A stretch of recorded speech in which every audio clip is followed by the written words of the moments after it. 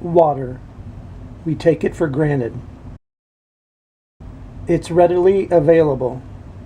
You can turn on your faucet and get a refreshing glass of water. If you're in a store or at the mall, you can go to a water fountain and get a cool drink of water.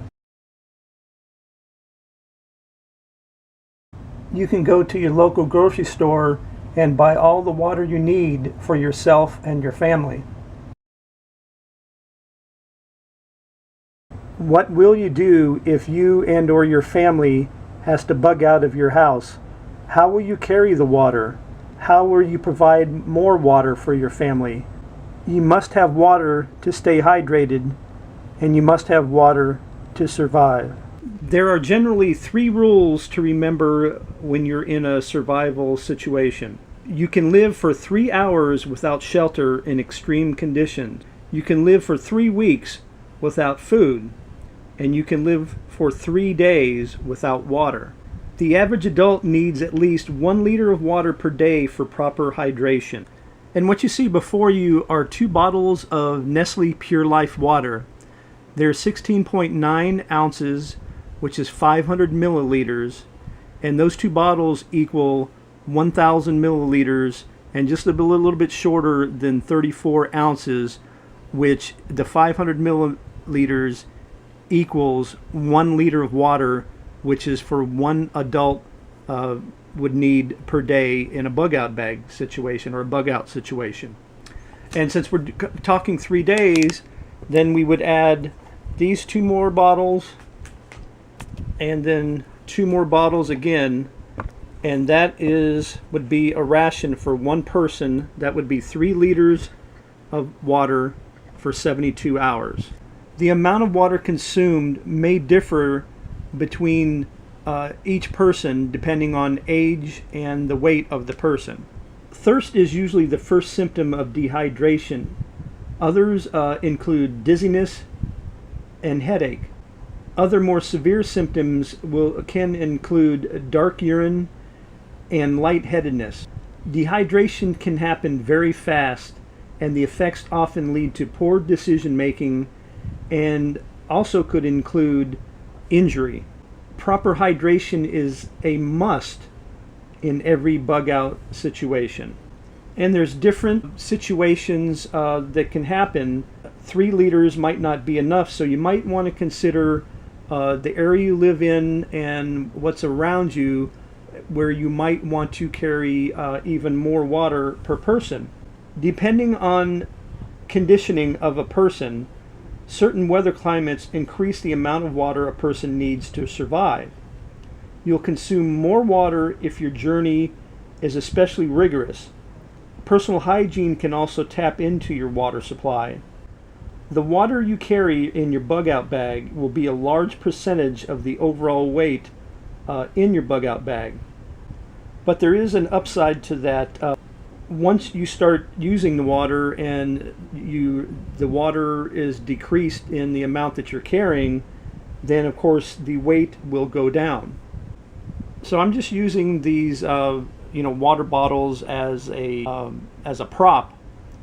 It is not recommended that you use any type of these bottles here for a bug out situation.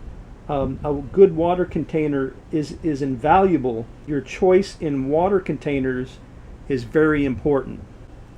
It is recommended that you divide your water supply among different types of containers. You should never carry all 3 liters of water in a single container, and there are a few reasons why. One of the reasons is it's easier to distribute the weight of the water in your bug out bag when it is divided into 2 or 3 smaller containers. Also, another reason, if you only have your 3 liters of water in one container and that container springs a leak, breaks, or somehow you lose it, it falls out of your pack, or you leave it behind, then you no longer have a way to carry and store water, and that could be a definite serious threat to you and anybody else that happens to. So one of the containers that is recommended to hold some of your water in your bug out bag is a metal container. This is a Stanley metal container. This is only 24 ounces. I couldn't find a 32 ounce, but I'm pretty sure you can find one out there. And one of the reasons to have a metal container for your water is after you use the water that you already have in there, this metal container can be used for collecting more water, and then you'll be able to boil and purify to make drinking water after you use the water, like I said, that was already used inside of this. Another container that can be used for storage for water in your bug out bag is something called the collapsible soft water bottle.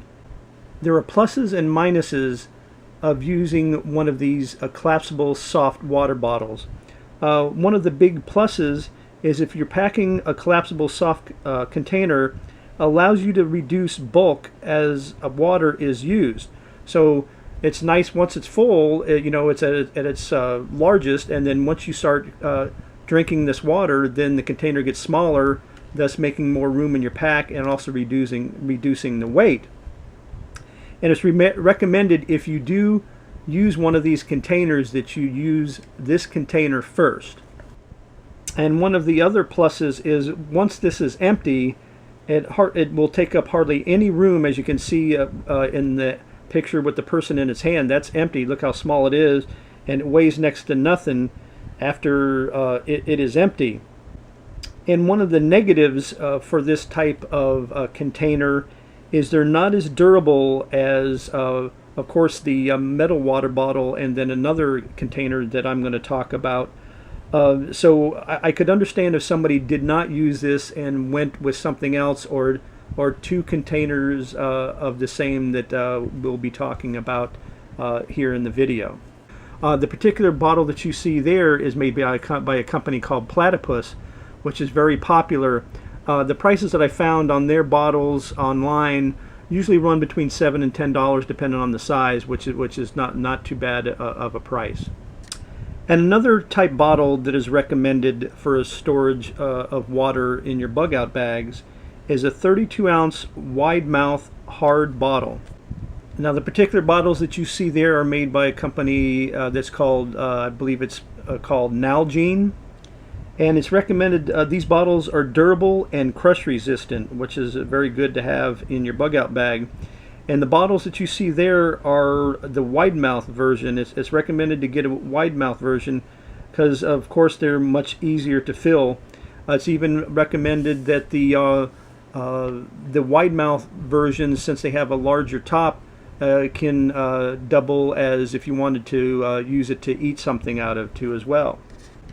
Okay, so that's going to be the end of Bug Out Bag Basics Water and Hydration Part 1. I don't want to make this real long, so I'm going to make a Part 2. In Part 2, I'll be talking about water purification and the different types that you can use and different ways of using them. So I hope you enjoyed the video. And let me know in the comments what you think, if this is helping you guys out at all. And like I said, if I just help one person, that's great. And you know, I'm learning a lot doing this and doing the research myself, and then passing it on to everybody else. And like I said in my previous videos, you know, with me doing the research with books and online, and me passing it on through video form, I think it's easier for people to listen and see things than to take time and read. Because let me tell you, you know, it's been a long time since I've read, you know, books and things like that, and reading these books, you know, can be tiresome and a lot of different things, but also like I said, I am learning a lot of stuff that I didn't know. So thanks for watching. And also if you haven't subscribed to my channel yet, please do, and I've made it easier now to subscribe. At the end of the videos where you see the outro video, it'll say subscribe, and you just click on the subscribe section and it'll take you right to where you can subscribe. So thank you for watching. Thank you for everybody's support, and don't forget to look out for part 2 of Bug Out Bag Basics, Water and Hydration.